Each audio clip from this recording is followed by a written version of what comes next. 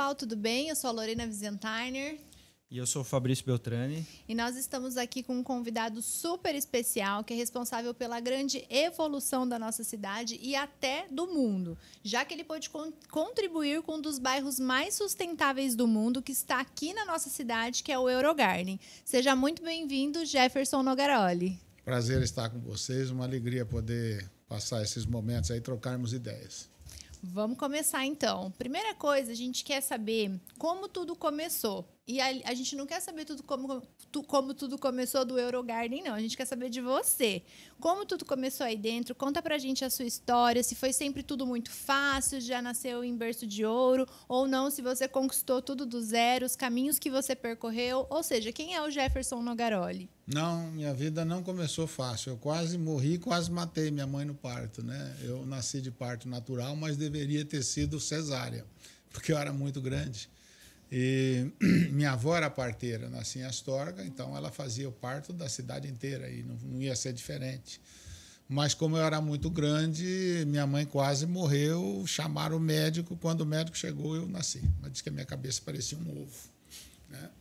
E então, de fato, talvez essa ânsia de fazer as coisas, essa coisa de eu não gosto de perder tempo, então não sei se vem daí, né? Porque eu já bati na trave, mas entrou, deu certo, né? Então, desde criança, eu sempre fui uma criança um pouco diferente, muito curioso. Já entrei. O que você sentia que você era diferente, assim? Porque eu gostava de aprender, gostava de ler, né? A maioria das crianças gostam de brincar. Eu também gostava de brincar, mas eu era disciplinado. Eu ia na escola e ia na biblioteca. Então, logo que eu aprendi a ler, eu comecei a ler. E eu estudava num colégio pequenininho, Maria Goretti. Então, uma biblioteca pequena, com, sei lá, acho que no primeiro ano eu matei todos os livros. Então, já no segundo para o terceiro ano não tinha mais nada para ler lá, né? Aí depois eu comecei a ir na biblioteca do Sesc. E eu tirava 2 dias por semana, no mínimo, para mim ir na biblioteca. Então, a biblioteca do Sesc, que é essa aqui da Colombo ali, que abre 1h, abria 1h, fechava às 6. Eu chegava 15 para as 13 e saía 18h15, meio que enxotado, que a mulher falava, você tem que ir embora agora, né? E eu viajava, não tinha internet, então eu gostava de ler e ficava lendo. Acho que essa é uma diferença que eu realmente gostava de ler. O dia que chovia eu lia, então eu nunca gostei de perder tempo, eu não gosto de perder tempo. Acho que tempo é a única coisa que a gente não recupera. É o nosso bem mais valioso hoje, né? O bem mais valioso, né? A maior moeda. Napoleão, que era um grande estrategista, ele sempre falava, se eu tiver que escolher o espaço e o tempo, o território e tempo, é sempre o tempo. Né? Porque ele é mais... você não recupera. Né? Então, na estratégia, ele ponderava muito sobre o tempo. E você sempre foi um ótimo comunicador, fez algum tipo de treinamento para se desenvolver, hoje você me contou, né? E sempre teve habilidades de um bom empreendedor, otimismo, estratégico, sempre ação. Como que foi isso para você? O meu pai sempre foi um cara muito otimista, um cara empreendedor, e acho que com certeza a influência dele foi muito grande em mim. Mas eu sempre sou um cara otimista. Se você jogar eu do 100º andar do prédio, a hora que eu via caindo, se eu passar pelo 30º, o cara fala, e daí? Eu falo, até aqui tudo bem. Vamos ver lá embaixo, né? Mas eu realmente sempre fui otimista. Eu fiz o curso quando tive um cargo que me obrigou a falar efetivamente em público, mas eu sempre tive coragem de falar, né? Se a professora perguntava na sala, eu respondia, né? O primeiro dia que eu entrei na sala de aula, eu já sabia algumas coisas, sabia as capitais, sabia. E ela, quem sabe a capital do Brasil? Aí uns 5 levantou a mão, eu, Brasília, não sei o quê. Na terceira ninguém falava mais. Eu falava, capital do Paraná, Curitiba, pá. Aí na quinta ela falou, já sei que você sabe, deixa os coleguinhas falar. Daí, né? Aí ela, tal capital, ninguém falava, eu, tal. Mas você não fala, mas ninguém fala, né? Então, nesse ponto, eu já era extrovertido, né? E aí eu lembro que ela ficou brava, ela falou, vou te perguntar todas. Ele perguntou todas, e já era meio bocudinho, assim, né? Atrevido. Aí daí acabou, eu falei, da Europa, a senhora não vai perguntar, né? Eu gostava do desafio, né? Então, é um pouco da natureza, né? E, de alguma forma, eu sabia vender, porque para liderar, a liderança, as pessoas às vezes acham que falar bem ajuda a comunicar. A liderança, a melhor maneira de liderar ou a única maneira de liderar é pelo exemplo. Então, se você não der o exemplo, você não lidera, né? Uma definição para liderança que eu gosto é aquela que fala: o líder é o cara que leva, é o cara que me leva para um lugar que eu não queria sem ele. Porque eu não gosto, porque eu tenho medo, porque eu não quero, mas ele me convence de que ali é bom e eu vou, né? Então, eu, de uma certa forma, conseguia liderar a molecada, organizava, tinha um pouco já dessa visão de organizar, né? Então, estava um pouco ali implícito isso. Nossa, eu nunca tinha ouvido essa definição. Ou seja, é um facilitador do caminho ali, né? Você abre o caminho para as pessoas. Porque liderar é igual marca. Por que eu vim e trouxe meus filhos, o meu irmão veio tratar com você? Porque você passa uma coisa que chama confiança. Meus amigos fizeram, alguns que eram feios ficaram até bonitos, né? e um trabalho muito bom, então você me passa confiança. A sua marca, a marca da Lorena, passa confiança, né? Então, o liderar é isso. Se você lidera e não passa confiança, a pessoa não vai confiar em você, ela não vai atrás de você. Agora, se ela acreditar que o que você fala tem fundamento, aí você convence ela. E o convencer, as pessoas às vezes entendem mal o significado das palavras. Convencer não é que eu venci você. Eu falei, muda de ideia. Não, eu venci junto com você. Você conseguiu entender o meu ponto de vista e a gente foi para o mesmo caminho. Assim como o concorrente não é o cara que bate um no outro, o concorrente é o que corre ao par. Concorrer é correr ao par. Então, correm todos na mesma direção. Por que uns médicos ou uns comerciantes vão melhor que os outros? Por conta da qualidade, da confiança. Não basta se comunicar bem, mas tem que entregar um produto de qualidade também, né? Senão não adianta, né? Você falou muito bem, Fabrício. Fabrício, é assim, o marketing é uma forma de levar as pessoas até você. A entrega do que você prometeu, se não for o que você prometeu, o cara não volta mais. Com certeza. Quando eu comecei o supermercado, eu gostava de fazer as ofertas. E eu tinha um cuidado muito grande de ter o produto. E muitas vezes acabava o produto. Quando acabava, se fosse um leite condensado de uma segunda linha e tivesse o moço, eu vendia pelo mesmo preço. Para o cara entender que eu não fiz aquilo para enganar ele. Porque senão o cliente fala, esse cara fala que é barato, mas na hora que eu vou lá, aquilo que eu fui comprar não tinha. E ele se sente lesado. E, às vezes, eu fazia promoção, que nem de melancia, quando eu inventei a Quarta Verde, né? Nós fizemos a Quarta Verde aqui em Maringá, na época de São Francisco. Às vezes acabava, porque você tem um dia que está muito quente, vai vender mais ou vai vender menos, aí acabou a melancia. Pegava o gerente e falei, vai lá e faz um voucher. Vale uma melancia por 10 centavos o quilo, pode vir amanhã, vai pegar. E o cliente não quer saber o que aconteceu, né? Ele quer o produto, né? Ele quer o produto e ele foi lá por causa daquele produto. Então, ele pode até entender, mas ele sai frustrado. Na medida em que você vai lá e fala, eu não tenho, mas vou te vender amanhã pelo mesmo preço, ele vê que você dá valor para ele e ele vê o respeito e aí ele volta. Esse vínculo de cliente, de responsabilidade com o cliente, ele é um vínculo inquebrantável, dificilmente ele muda. Agora, se eu vou lá, faço um bom marketing, falo que eu sou bonito, chego lá e falo assim, faça igual eu, toma esse remédio para ser magro igual eu, ninguém vai acreditar. Né? Você pode falar, mas não tá, o vídeo não bate com o áudio. Né? Então, marca é confiança, liderança é confiança. Não se lidera se você não puder transferir para as pessoas a segurança que elas têm para te acompanhar naquela jornada. Com certeza. Ô Jefferson, e você falou que gosta de desafios, né? Empreender no Brasil é um desafio, né? Tem muitas oportunidades, né? Mas, ao mesmo tempo que o empresário ele enfrenta vários desafios aí pela frente, né? E você começou no ramo ali do varejo, ali do supermercado, né? Conta pra gente um pouco como que foi empreender nessa área, que acho que exige muito desafio de vocês, né? E é um mercado difícil, né? Que a gente vê redes de fora vindo para o Brasil. Acho que teve a Rede Dia que pediu recuperação judicial agora, né? Sim. E a rede de vocês um sucesso aí no estado e até em expansão, né? E a margem é baixa, né? A margem é baixa. Não tem margem para erro também, né? Por conta dessa margem mais baixa. Então, como que é esse mercado aí? Conta Isso é um pouco mais pra ou gente. menos igual tomar sopa com garfo. Você morre trabalhando e mata a fome. O varejo é uma coisa complexa. O varejo alimentar é mais complexo porque ele é commodity. Então, não adianta eu falar que eu vou vender um leite a R$6 se o mercado está vendendo a R$3,90, a R$4.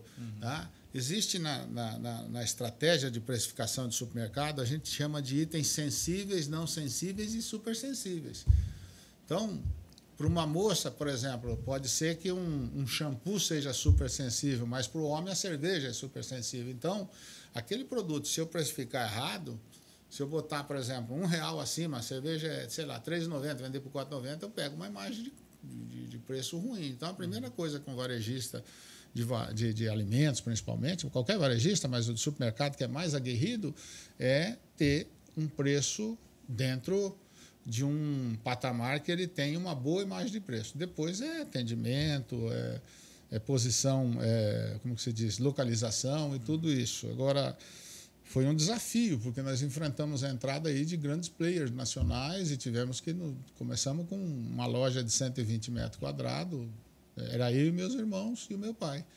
4 pessoas, depois um ajudante, e hoje no Amigão são mais de 10 mil pessoas que fazem parte dessa turma aí, né?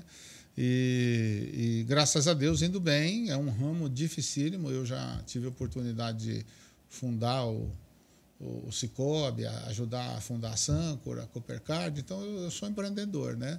Mas eu digo para vocês que nenhum ramo é difícil como o de supermercado, é muito complexo. Você tem que comprar produtos que perecem muito rápido. Você compra uma alface, você tem que vender ela até a tarde. À noite ela não serve mais, para outro dia ela não serve mais. Sim. Tem produto que vence com 2 dias, né? Tem produto que estraga. Então, é um grau de complexidade muito grande, né? Mas também te exige bastante e isso te dá musculatura para depois poder administrar outros ramos que são menos complexos, né? São menos complexos. Eu vou te dar um desafio aí. Se você tivesse o conhecimento que você tem hoje, mas você não tivesse o capital que você tem, o que você faria? Por onde você começaria? O que você acha que seria um atributo que você iria usar? Até para dar dica para o pessoal que está assistindo, né? Veja bem, faça o que você gosta. Tá? Eu gosto muito de árvore, de planta. Se você for no Eurogard, vocês vão perceber. O Eurogard é um bairro que ele é um bairro muito diferente, porque o bairro já está pronto. A gente nem começou a vender ainda, vai começar o ano que vem os primeiros apartamentos, mas se você for lá, as árvores têm 15 anos, né? Então, um ramo que eu gosto, por exemplo, e estou aprendendo a investir nisso, diversificar, é esse de paisagismo. Mas o segredo é fazer o que você gosta e resolver o problema dos outros, sabe? Você tem que resolver a dor dos outros. Qualquer ramo é bom, tá? Hoje, até muito na moda, a internet, é isso e tal, qualquer ramo é bom. Eu gosto do setor imobiliário, né, que é o que eu estou, gosto do varejo. Eu queria ser banqueiro, como eu não podia, eu ajudei a fundar o Cicobi. É muito bom, o setor de banco é muito mais fácil de administrar do que supermercado. Em verdade, a gente, quando tem supermercado, os comerciantes, eles são banqueiros, porque eu vendo para o cara, agora não, agora tem cartão, mas na época você vendia no cheque ou na caderneta. O que eu fazia? Eu vendia dinheiro para ele em forma de alimento. Então, eu fazia um crédito para ele e ele vinha e me pagava. Então, né, é uma coisa muito semelhante. Mas o empreender é fazer o que gosta, é fazer bem feito. Tá? E olhar as oportunidades, elas estão sempre aí. Uma coisa que eu gosto de fazer é antecipar. As pessoas são muito de olhar para a pesquisa. Eu gosto de pesquisa, respeito a pesquisa, mas muitas vezes ela só serve como parâmetro. Para mim, pesquisa, às vezes, é retrovisor. Sim. E, às vezes, você olha demais para o retrovisor e esquece de olhar para um para-brisa inteiro que está na tua frente. Então, o que acontece? Eu acho que as pessoas queriam morar num bairro igual o Eurogarden. O slogan que foi cunhado, foi eu que ajudei a fazer, junto com a minha equipe, é o lugar que você queria morar e não sabia onde ficava, porque, de alguma forma, aquilo tem um pouco disso. É um lugar caminhável, é um lugar plano, ele é vertical, mas é cheio de alamedas, então é o que eu chamo de, tirando do varejo, né? No varejo tem um jingle, uma máxima que fala que é on-stop shop. Eu paro num lugar e compro o que eu preciso. Se você for num posto de gasolina, alguns já vendem gasolina. Porque tem de tudo, né? O cara tem pão, ele tem uma lavanderia, às vezes tem uma farmácia do lado e gasolina. Né?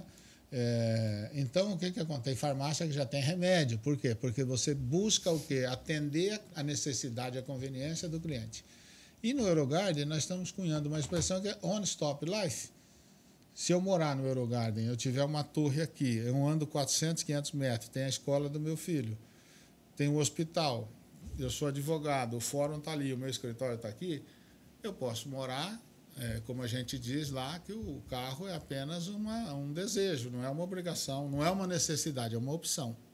Né? Então, é um novo conceito de viver, de morar, né? Fachadas ativas, onde as pessoas...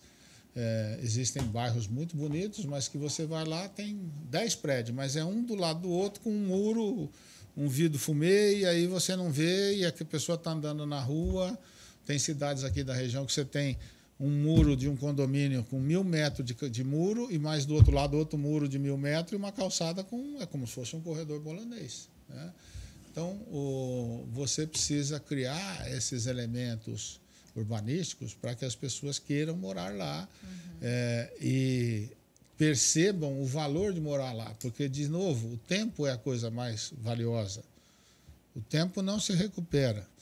E se você tiver tempo para levar o seu filho de a pé na escola e conversar com ele, como meu avô fazia comigo quando eu era criança, quando ele ia me levar, às vezes, ver minha avó no hospital, ou a gente ia andando para fazer alguma coisa, mesmo a minha mãe, às vezes, me levava na escola, era tempo de qualidade. Não é aquele tempo que o cara está olhando o GPS, não. É um tempo seu e da criança, você vai caminhando, deixa ela e tal. Então, são coisas que o cotidiano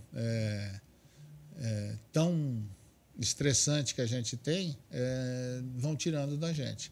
Por isso que eu falo que, para empreender, nem sempre a pesquisa serve. Se você fizesse uma pesquisa, dificilmente alguém ia mandar eu fazer o que eu fiz no Eurogarden. Você ia fazer mais do mesmo, né? Não, ia falar, se você fizer isso, não tem mercado. Não tem mesmo. Mas é porque o cliente ainda não sabe o que ele quer. Sim. Tá? Porque quem é conservador, nas mais das vezes, é o empresário, não é o cliente. O cliente quer coisa nova, mas você precisa mostrar para ele, explicar para ele, convencer que aquilo é bom. Uma vez eu estava fazendo uma campanha e eu tinha um grande fabricante, não vou falar quem que é, mas um fabricante que tinha uma marca muito forte, era um leite condensado e só vendia aquele. Tá? E não me dava desconto. Eu falava, pô, mas o cara está vendendo por tanto. Eu falei, mas é que ele tá bom. Eu falei, vou pegar o outro. É a mesma tecnologia, o mesmo produto, só que ele lançou um produto que era em Tetra Pak. Esse produto era de lata. Aí o cara falou, posso fazer um preço bom, mas eu quero no Tetra Pak. Eu falei, eu pego. Mas ninguém quer pegar. Eu falei, eu pego. Quero uma carreta para cada loja e quero uma degustadora para cada loja. O que eu fazia? Pegava o produto, tirava, para não ser antiético, tirava o rótulo daquele que vinha na lata, pegava o outro, abria e falava, pode experimentar. É igual. E leite condensado é o leite evaporado, você aquece o leite, ferve ele vira vapor, você joga numa torre de spray, ele vai ficando líquido e agrega o açúcar. Isso é leite condensado. Então, não tem segredo. É igual. Aí eu mostrava para as pessoas que aquele leite tinha a mesma qualidade que o outro, só que era 40% mais barato. E como as pessoas tinham, não gosto de Tetra Pak e tal, eu falei, depois você abre aqui ainda, rapa tudo, não fica nada grudado na lata.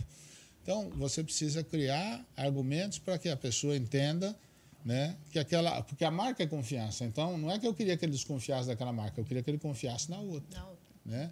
Então, o empreendedor, às vezes, tem que enxergar um pouco antes da curva. Esse é o X da questão. E tomar cuidado, porque você tem que sempre pensar grande, mas começa pequeno, porque se vier um tombo, tem que ser um tombo que você possa dar um passo. Porque a inovação pressupõe erro. Quem não quer errar não pode inovar. Tá? Se você quer inovar, você tem que fazer sabendo que tem uma margem de erro. Você só precisa tomar cuidado porque o seu número de acertos seja maior do que o seu erro. Senão falta perna. Né? Com certeza. E o importante é o saldo final, né? É isso aí. Eu acho que exige uma dose de inovação e E um pouco de loucura também ali, né? Coragem, Coragem, né? Quando as pessoas não falam para mim, você está ficando louco, eu fico preocupado. Eu falei, vou fazer o bairro, vou fazer com fio enterrado, vou comprar árvore adulta, né? Vou fazer iluminação, fiação subterrânea, vou pegar uma certificação LEED Platinum, que é a mais alta que tem, aí saiu a mais alta do mundo, né? Então... E de onde veio isso, assim? Porque o Eurogarden é um estado de espírito, né? Maringá já é uma cidade muito boa. De onde veio isso de agregar a nossa cidade e criar mais esse diferencial? Assim, surgiu... Bom, eu sou geógrafo. Minha formação, não é que eu sou geógrafo, tenho que falar a verdade, porque hoje eu encontrei uma colega que fazia geografia comigo, ela formou e falou, eu faltou 6 matérias. Então, eu não sou geógrafo, mas fiz geografia praticamente o curso inteiro. Geografia é um curso amplo, ele te dá uma visão de humanas muito grande e te dá uma visão... geologia e tal, de outras coisas, mas ele me deu um embasamento bem amplo, inclusive de urbanismo. Tá? Então, você entende como que as cidades evoluem, como que elas nascem, como que elas morrem, como que elas se estrangulam. A cidade, quando você compara, vocês que são médicos, o que nos deixa vivo? As artérias que irrigam de oxigênio o nosso corpo. Através das artérias você leva o oxigênio, faz as trocas gasosas, quer dizer, você se mantém vivo com o oxigênio que vem pelas artérias. As ruas, as avenidas são artérias. E se você tiver uma cidade mal planejada, ela é esclerosa. Você pegar São Paulo, o grande ponto de São Paulo era Ipiranga com São João, depois foi para Paulista, depois foi lá para Berrini. Então, ela vai mudando. Por quê? Porque vai criando aquele entupimento. Né?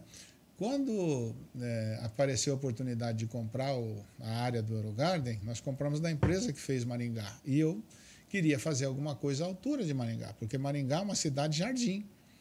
Maringá não é bonita por acaso. Maringá... primeiro foi feito Londrina, feita por uma companhia inglesa, por isso que ela chama Londrina, Little London, e eles fizeram aqui, a Londrina vai estar perto do Rio, tantos quilômetros do Rio, cidade sede. 100 quilômetros depois, eles falaram, eu vou fazer uma nova cidade, que é Maringá. Não tinha nome ainda, mas sabia que ia ter uma cidade polo, porque a cada 100 quilômetros os ingleses queriam que tivesse uma cidade polo regional. Londrina, eles fizeram um belo planejamento, mas eles falaram, vai ter 50 mil habitantes com 50 anos, com 15 já tinha passado. Então, o sítio urbano de Londrina é bom, mas era bom para uma cidade de 50 mil. Como ela foi crescendo, então você tem fundo de vale, você tem rios, essas coisas dificultam. Em Maringá, os ingleses fizeram um master plan para 200 mil habitantes, isso em 47, quando foi implementado. Então, eles falaram, bom, aqui cresceu muito rápido, em Londrina era um espetáculo, uma bela de uma cidade. E Maringá, eles falaram, vou fazer ela mais organizada, numa área mais plana, mais alta, mais plana, com menos fundo de vale. Então, Maringá tem pouco fundo de vale. E uma parte de Londrina foi cidade-jardim, mas não foi toda. E Maringá nasceu com o conceito de cidade-jardim, tá? Que é um conceito moderno, do final do século XIX, tá? Que é você fazer usando a topografia, usando o relevo, fazendo as ruas em curva, fazendo no nível, como é aqui em Maringá. Né? Então, é uma cidade que ela está acima da média das outras, e eu não queria que uma área tão bonita como aquela não tivesse a altura da cidade. Então, a gente mandou fazer um master plan na França. Aí veio essa ideia do bairro caminhável, que estamos falando de 2010, 2011, então não tinha Uber. O sonho de um cara de 18 anos ainda era tirar a carteira e dirigir. Hoje o cara não quer nem saber, ele fala, eu vou de Uber. Essa geração mudou. E até por ter Uber, você não precisa, às vezes, de ter carro, é muito mais prático. Né? Então, todo esse desenho do Eurogarden vem em função de querer deixar a altura da cidade, a altura... porque é o último grande vazio da cidade. Então, você tem 4 momentos históricos em Maringá. Você tem o Maringá Velho, que é, vamos dizer, a gênese. Aí, se você for ver, tem algumas ruas bem tortinhas lá, e depois você emendou o Maringá Velho com o Maringá Novo, né? E aí foi corrigido aquelas assimetrias que tinha. Então, a parte antiga do Maringá Velho, se você ver, tem ruas bem assimétricas, porque não tinha o plano diretor. Você tem o Maringá Novo, você tem o Novo Centro, que foi bom, mas ao mesmo tempo, para mim, foi equivocado, porque você tem é uma selva de pedra, uma ilha de calor, né? Tudo concreto, é muito bom, está no centro, mas eu acho que se a gente tivesse deixado um pouquinho mais de verde e tal, seria melhor. E o Eurogard seria essa quarta fronteira, né, de criar um novo eixo, até por conta de ter ao lado do Eurogarden o que será o novo centro cívico. Então, você tem 600 mil metros do Eurogarden de área bruta e 800 mil de área bruta do centro cívico, com um parque no meio que deve ter aí mais ou menos uns 120, 130 mil metros. Então, isso tudo vai dar uma qualidade de vida muito grande e vai ajudar a atrair moradores até de fora, com alta renda, para poderem morar e investir na região. E ali foi pensado para fazer em etapas, né? Que é um projeto grande, né? Sim. E de longo prazo, né? É um projeto. Como que você lida com isso, né? Porque às vezes hoje os empresários querem curtíssimo prazo, né? Brasil é complicado você planejar médio, longo prazo, né? Até, como diria o Pedro Malan, às vezes até o passado é incerto do Brasil, né? É verdade. Aqui até o passado é incerto. E assim, como que você vê isso, né? Como que você enxergou o Eurogarden, que você falou que começou a planejar em 2010, né? O que eu acho? Veja bem, de fato, até o passado é incerto. E para ir para o céu tem que morrer. Tudo na vida tem um preço. Então, se você quer excelência, você tem que estar disposto a pagar pela excelência. A minha ideia no Eurogarden era criar como se fosse uma atmosfera controlada. Tá? Então, você tem uma área super segura pelo traçado, você tem uma área segura pela tecnologia, ou a tecnologia de ponta que nós temos lá de segurança e inteligência, né? Mas você tem uma área verde, uma área que é caminhável, uma área que você vai poder fazer tudo no mesmo lugar. Então, você precisa confiar que o teu projeto vai dar certo e que as pessoas vão comprar. Como que eu meço isso? Se eu não comprar, eu não vendo. Eu não consigo vender nada que eu não compre. Agora, se eu comprar, eu vendo. Porque eu consigo me entusiasmar. E a palavra entusiasmo, aliás, ela é muito eficaz para fazer essa metáfora, né? Entusiasmo é uma palavra que vem do grego. Tá? Se você pegar um vidro de éter, é como se você fizesse a metáfora com o corpo humano. Então, você tem o corpo, você tem a alma, tá? Você tem o frasco de álcool e você tem o álcool. O frasco é o corpo, a alma é o álcool. O que nos mantém vivo? É uma rolha que chama entusiasmo.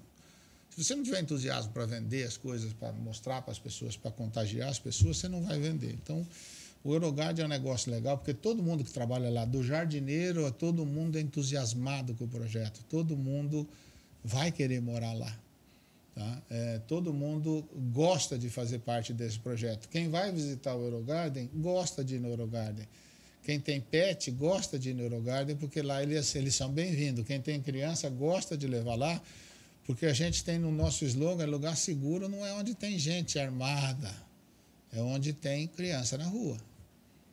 A criança impõe um respeito e uma ética muito superior do que em um lugar que não tem criança. As pessoas se comportam melhor onde tem criança. O ser humano se torna melhor quando vira pai ou quando vira mãe, né? Então, tudo isso são princípios que a gente incutiu no Eurogarden e acredita que as pessoas vão perceber que isso tem valor e isso reflete na velocidade de vendas. Agora, o Eurogarden é um bairro que ele está planejado para ser feito em 15 anos. Se você pegar a Gleba Palhano, em Londrina, que seria uma área equivalente, ela demorou 17 anos para sair mais ou menos do zero, chegar onde está hoje, que está quase plena. Então, dá para fazer um pouquinho cada ano, né? Pode ser um pouco mais ou um pouco menos, depende da nossa economia. Mas em 15 anos, 12 anos, é possível fazer a verticalização do bairro, né?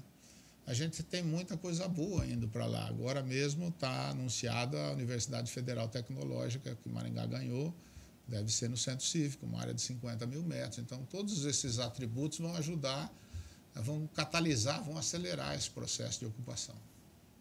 A ideia é um bairro que tenha tudo. A pessoa não precisa nem sair de lá para resolver nada, porque vai ter tudo ali. Isso, é como se fosse uma mini cidade. Tá? Porque o que acontece? Quando você olha o urbanismo histórico, no século XVIII, o que era poluição não era a fumaça dos automóveis, era estrume de cavalo.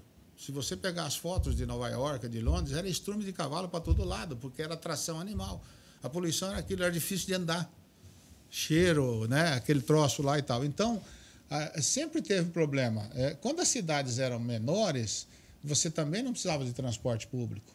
Na medida que vem a Revolução Industrial e você começa a montar fábricas, né? Aí as fábricas são montadas perto de onde as pessoas moram, mas daí a cidade começa a crescer, as fábricas começam a crescer, você fala, vou levar essa fábrica para lá. Aí você fala, bom, vou botar o operário morando aqui. Aí começa a inventar um negócio que não tinha antes, que é o transporte público. Tá? Quando você vai fazendo as cidades serem verticais, então você pega aqui de Maringá, você tem um bairro novo que está para lá do contorno norte. Tá? Um bom bairro, mas ele está para lá do contorno norte. Se você pegar aqui da Catedral lá, talvez dê 16 quilômetros, um pouco mais, um pouco menos. Esse bairro tem baixa densidade, mas ele precisa ter um serviço de transporte público. Tá? Como que faz para ter transporte público lá se tiver pouca gente?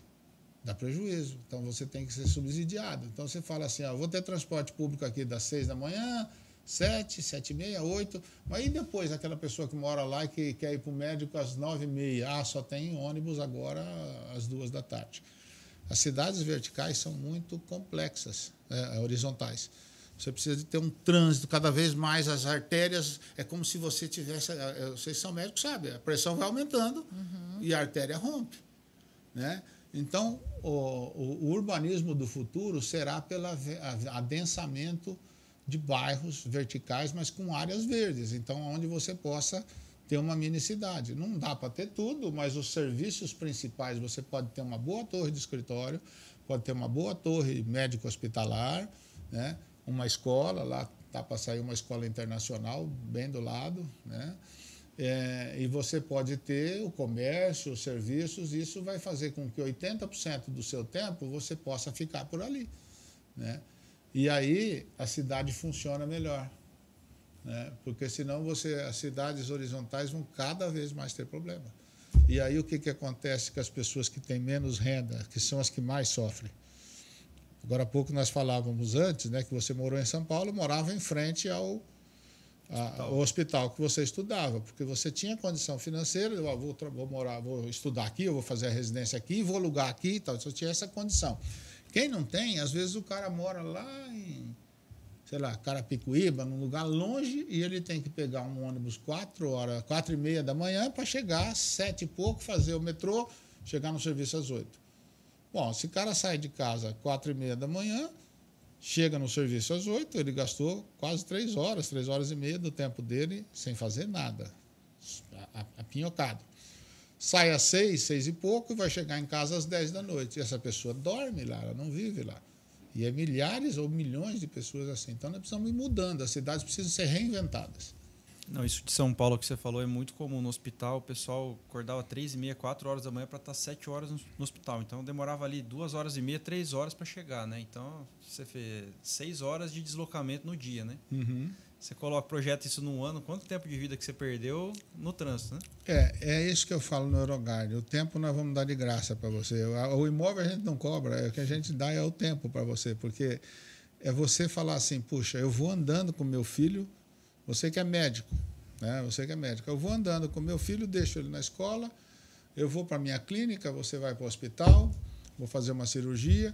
Na hora do almoço, vocês podem almoçar juntos, pega na escola, vai fazer tudo em 15, 20 minutos. Isso é viver com qualidade, sabe? Ou vocês falam, não, hoje a gente não quer cozinhar, não dá tempo e tal, nós vamos comer aqui no restaurante e tal, depois ele volta a fazer a atividade dele. O cara que é advogado vai para o fórum ou vai para o escritório dele e tal. Então, a vida é muito mais simples. E o tempo que você vai ficar... Porque mesmo em Maringá, hoje, às vezes eu saio um pouco fora do horário e já começa a complicar o trânsito. Nós aqui somos mal acostumados. Você não ficava 2 semáforos. Era um, abria, você ia. Agora, às vezes, você fica 3. Sim. E as rotatórias agora estão mais enroladas que namoro de cobra, sabe? Aquele troço 6 horas da tarde vira uma muvuca que ninguém anda. Então, eu falo, já não quero mais ir para perto de rotatória. Uhum. A rotatória que não tem semáforo, ela virou um gap, né? Então, o que é isso? É aquela coisa da arteriosclerose. Você tem mais sangue, mais pessoas fluindo pela artéria, pela veia, e a parede dela não está feita para suportar aquilo, isso perde tempo, né? E tempo é vida. Com certeza. Então, o que a gente está falando, né? Tempo é a moeda mais valiosa que a gente tem. Eu e o Fabrício, a gente trabalha juntos hoje e a gente ama trabalhar, a gente trabalha bastante, mas tem alguns valores que para nós são inegociáveis. Agora que a gente está com um bebezinho de 5 meses, para nossa família é um deles que a gente não abre mão. Então, não há dinheiro no mundo que pague isso. E eu percebi, assim, o pouco que eu convivi com você, com o Guto, que isso é muito valioso para vocês também. Tanto o relacionamento do Guto com a filha dele, você com seus filhos.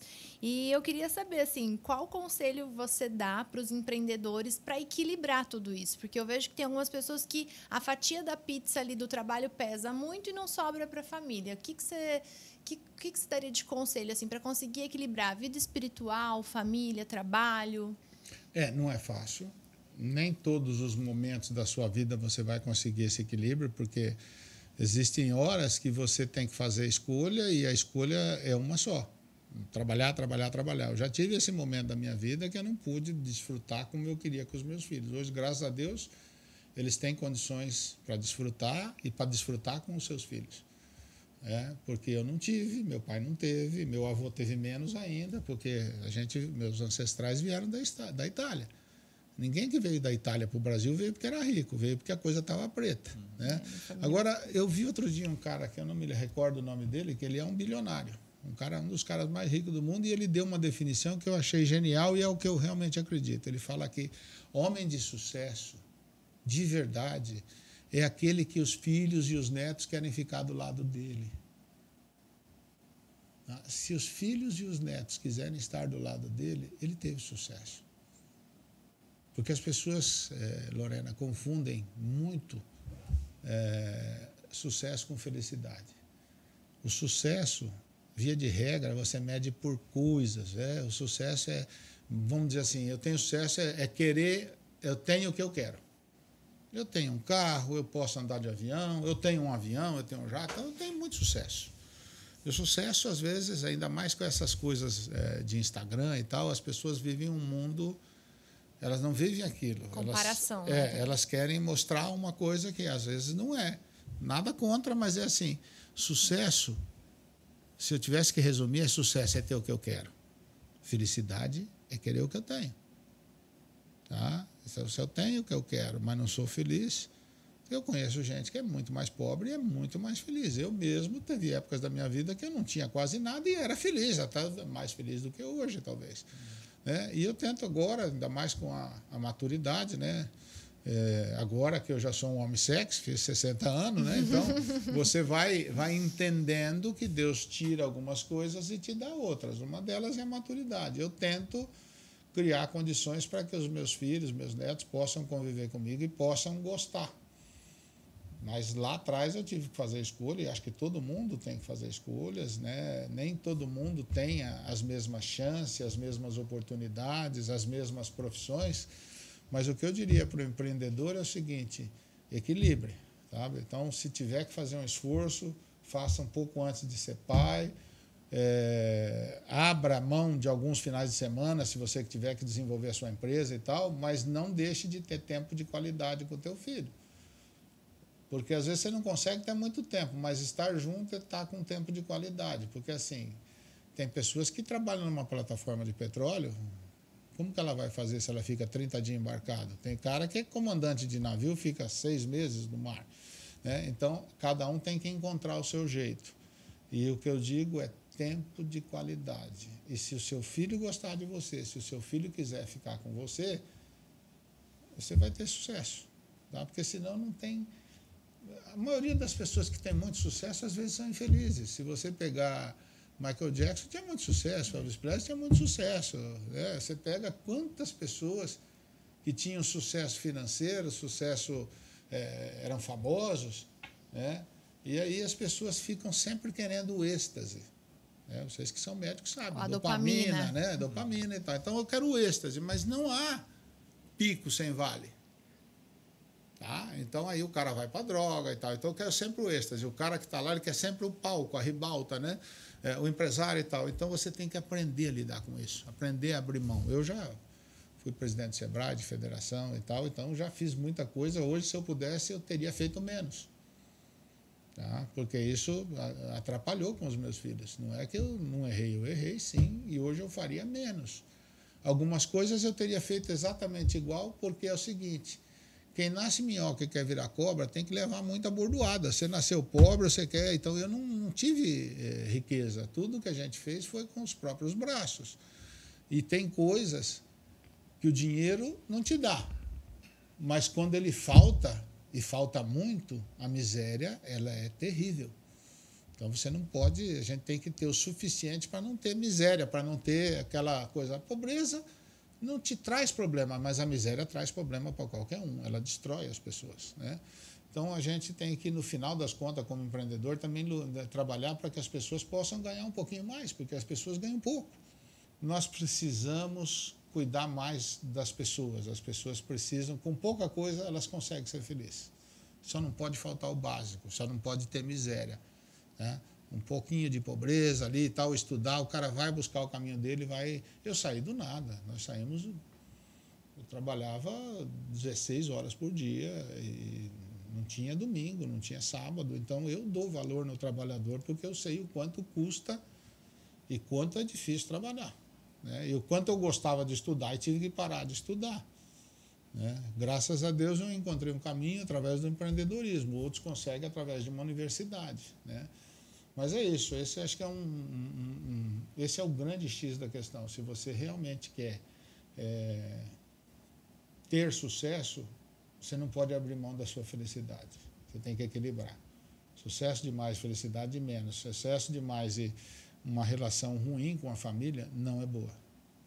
Isso tem que ser ponderado. Tem que ser muito bem ponderado. No final das contas, empreender, então, é deixar o egoísmo de lado, né? Porque você faz muito pelos outros, né? Até a questão ali do Eurogarden, quantas pessoas não vão ter oportunidade de ter novos empregos e vão poder modificar suas histórias e isso só expande, né? Empreender é você atender a demanda, resolver a dor de alguém. Tá? Então, por exemplo, o Eurogarden Café foi uma coisa que eu pensei, porque eu sempre vou viajar, falei, pô, tem uns lugares tão bonitinhos e tal, eu falei, eu quero um negócio daquele com flor, assim. Nós fizemos, sabe? Tem uma frase que fala, não sabia que era impossível, foi lá e fez. Então, por que não dá para fazer aqui? Dá para fazer, né? E empreender é resolver o problema de alguém, mas é assim...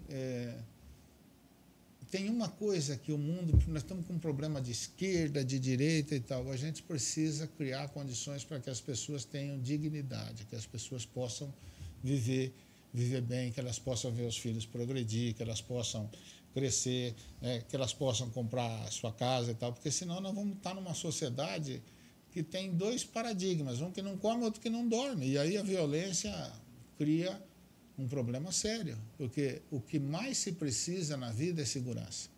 Oxigênio e água, você morre. Tem que ter oxigênio, comida e água. Depois disso vem a segurança. Por isso que no Eurogarden, o principal atributo do Eurogarden, os caras falam, é a beleza, a localização. Não, é a segurança. Eu garanto para vocês que é um dos bairros mais seguros do Brasil.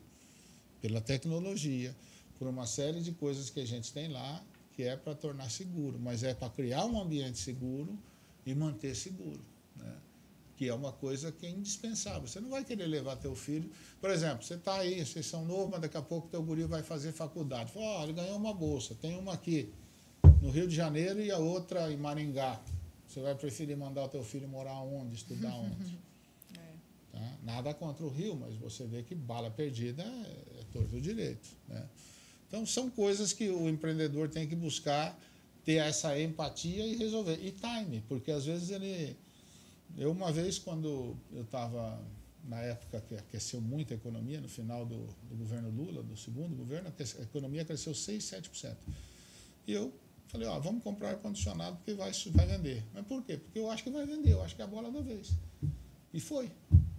Então, e foi por quê? Porque as pessoas já tinham ar-condicionado em casa, não, já tinha ar-condicionado no trabalho, já tinha ar-condicionado no transporte público, no carro, chegava em casa aquele inferno. Agora, esses dias deu uma onda de calor que vendeu muito ar-condicionado, aqueles que não tinham não conseguiam dormir, né?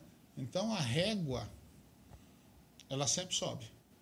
Tá? Então, o cara não tinha problema de não ter ar-condicionado, porque ele passava calor o dia inteiro. A hora que ele começou a ter ar-condicionado em casa, na escola, na faculdade, no carro, no transporte público, ele falou, eu não vou ficar sem ar-condicionado. E naquela época, às vezes, empreender é perceber o time, né? Eu falei com meus sócios, vamos buscar um bom fornecedor, cadastramos, tiramos metro, e quando explodiu, a gente estava com os ar-condicionado pronto para vender. Depois, comoditiza, tá? Porque aí todo mundo faz a licença e tal, mas no primeiro momento foi um baita do negócio, né? Então, empreender é olhar um pouco isso, tentar enxergar um pouquinho antes, às vezes. Resolver o problema e antecipar. Ou criar uma coisa que ele nem sabia que precisava.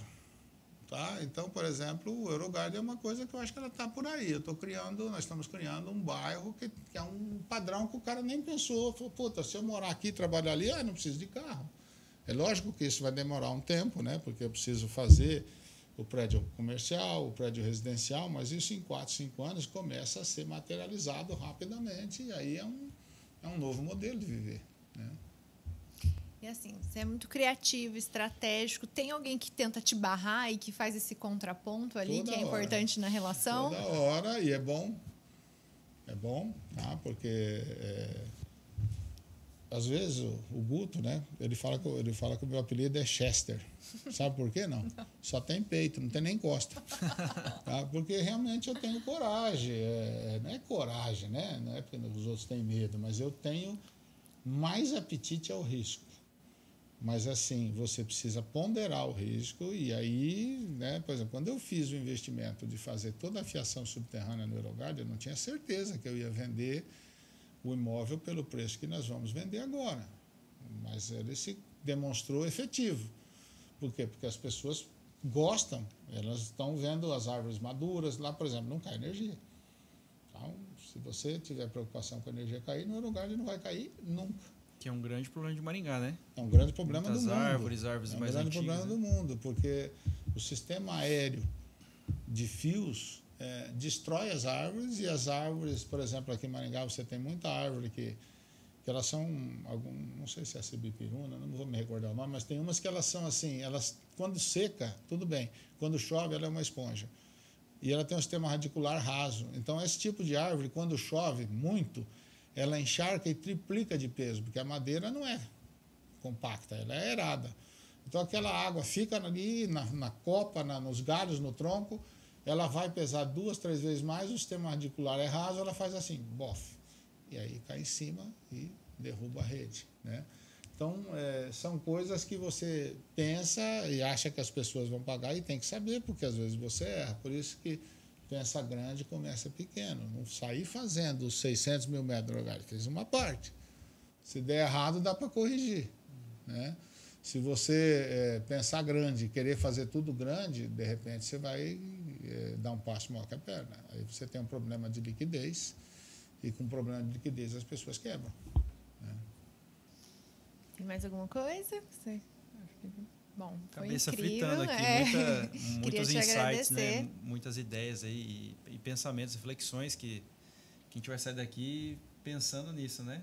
Eu acho que a sua experiência e todo o seu know-how aqui que você conseguiu passar um pouquinho pra gente, né? Acho que com certeza vai fazer diferença na nossa vida e na vida de quem está assistindo, né? Com certeza. O que eu costumo dizer para as pessoas, eu sou o cara que gosta de frases curtas. Então, quando eu era o CEO do São Francisco, lá antes do Amigão, eu colocava às vezes no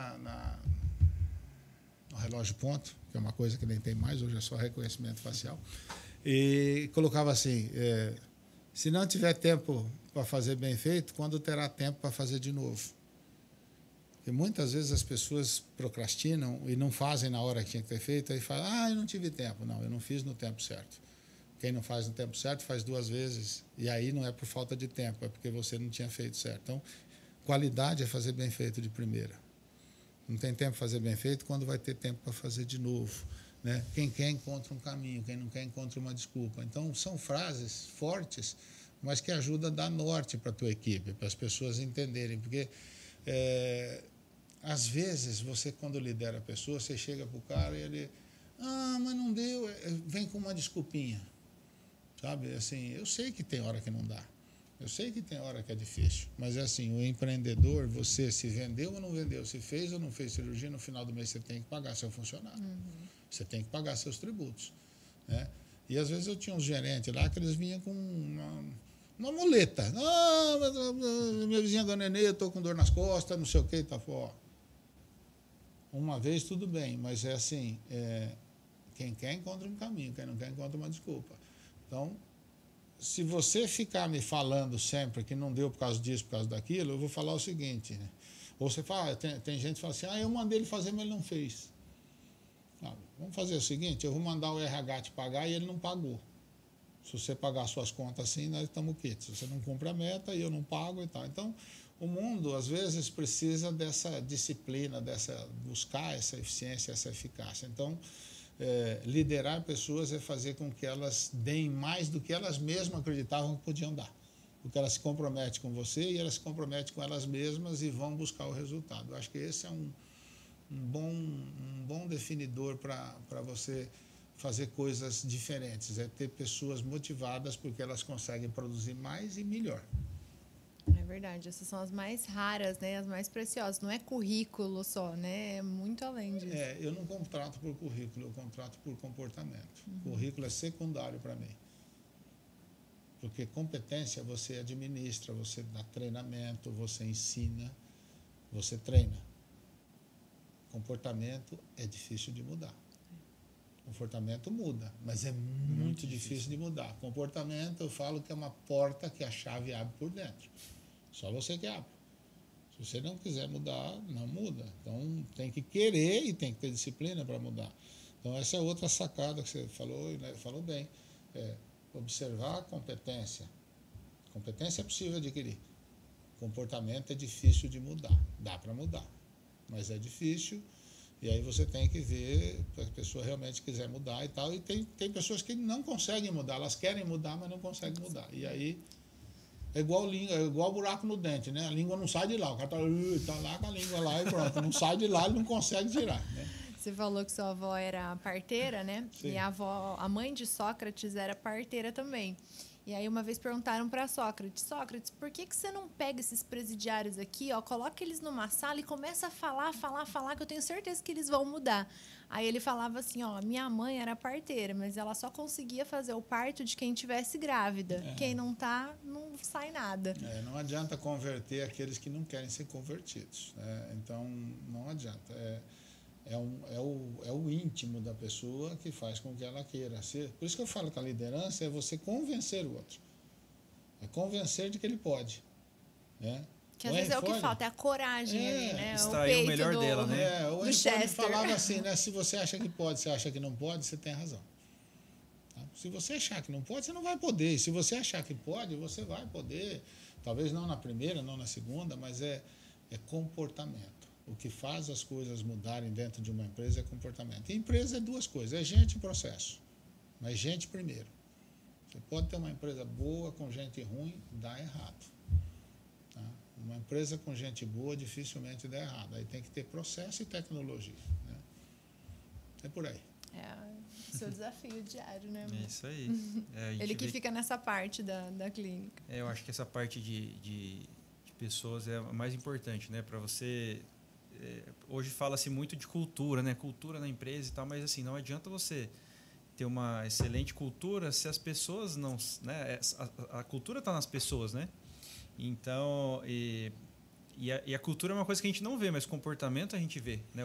Como você disse, né? O comportamento é o reflexo da cultura, tá? Porque os seus pensamentos viram suas ações, as suas ações viram seus hábitos, os seus hábitos viram o seu caráter, o seu jeito de fazer. Então, a cultura de uma empresa, eu não dava valor nisso, eu tive que fazer um curso fora do Brasil para um dia só de cultura, quase que eu matei o dia.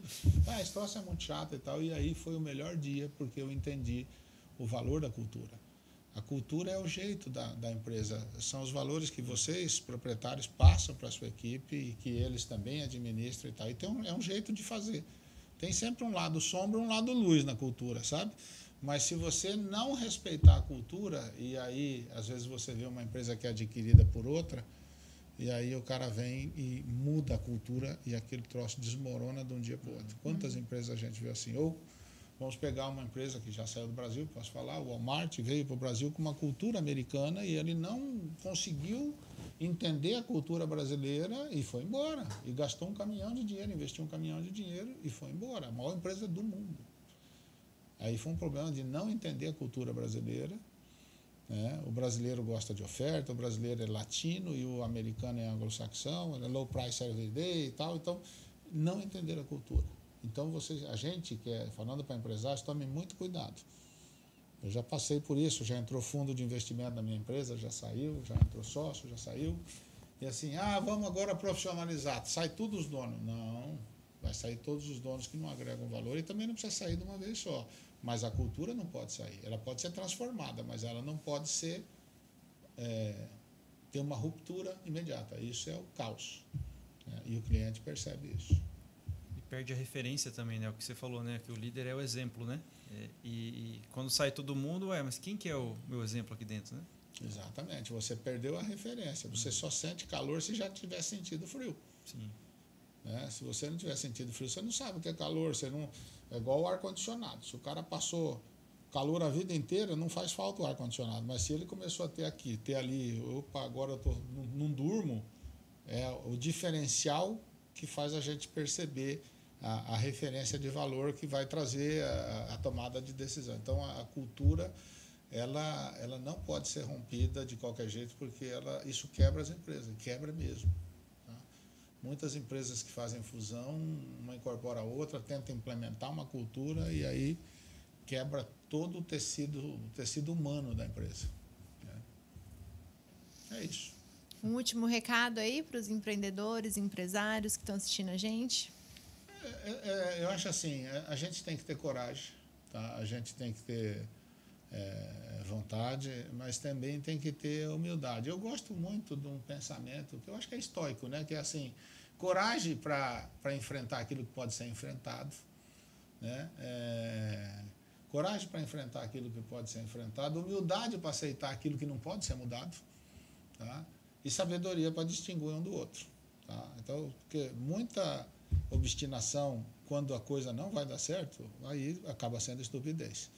Mas também uma baixa resiliência no momento de dificuldade pode ser aquele um passo a mais que você ia dar e não deu. Uma corrida de 1.000 quilômetros, ou uma jornada de 1.000 quilômetros, começa com um passo. Se você não der o primeiro, não acontece. E numa corrida de cavalo, o primeiro lugar ganha do segundo, às vezes por um focinho. E aquele focinho vale 10 vezes mais dinheiro. Então, a diferença que faz a diferença é pequena, mas vale muito.